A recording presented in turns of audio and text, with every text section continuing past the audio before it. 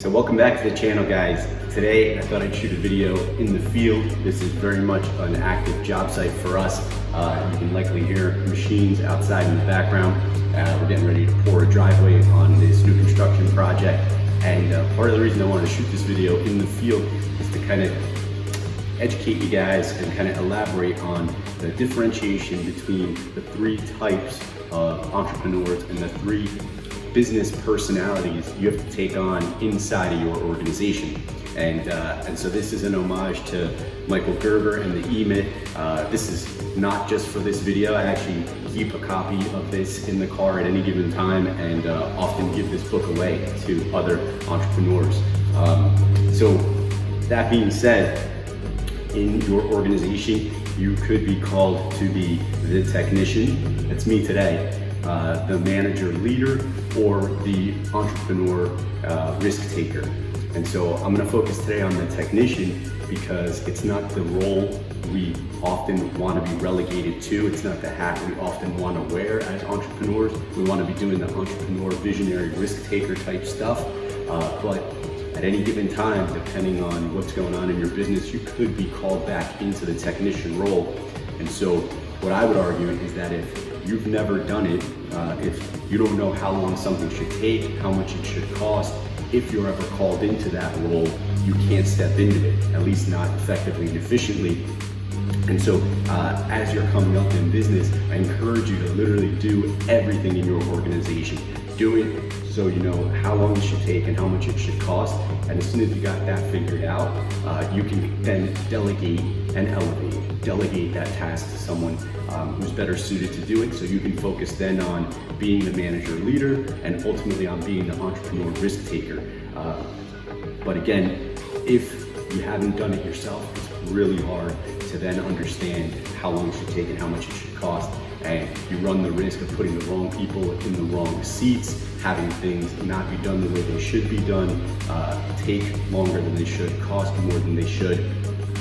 So I dropped a video on this earlier in the week called Technician Time, and it got a ton of really good feedback. So if you want, go back and pull that audio, pull that video, watch that. I really break it down, go a little bit deeper into why I was called back into the field here in our organization and why I'm okay with it, understanding that it's all part of the process and it's not a prolonged thing. I don't want to be stuck in the technician role for too long, but I know that it's part of the process and that if called to, I can in fact do it. I have done it and I will do it.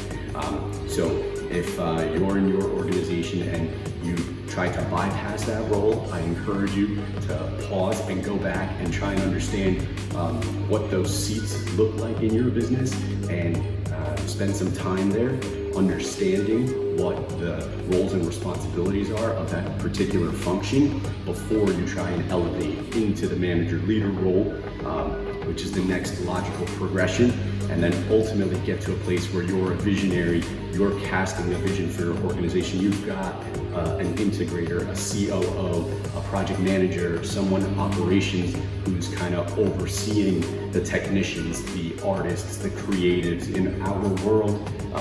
This floor was just stained yesterday by an artist, by a creative, by a technician on floors. The cabinets that are behind you that you can't see, the paint that's on the walls behind me, the trim work that you can see. All those things were done by technicians, by artists, by creatives. That's their craft. And so we want to let them do that. That's where they shine. We need to understand how long it should take, how much it should cost before we put those people in those seats and allow them to go ahead and do those things. And then again, in our world, in the real estate investment, the fix and flip world, there's like those technicians, those artists, the swingers of the hammers, you know, per se, the manager leader who oversees the swingers of the hammers. And then there's the entrepreneur risk taker who oversees the overseer of the swinger of the hammers.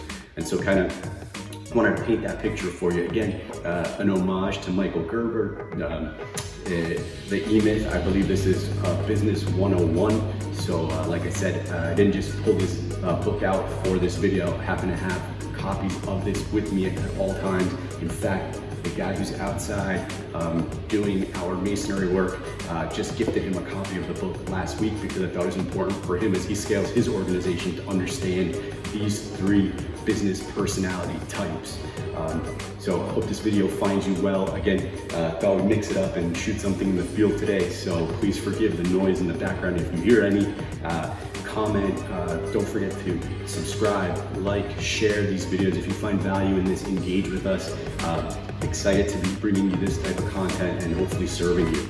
And have a good day. We'll catch you on the next video.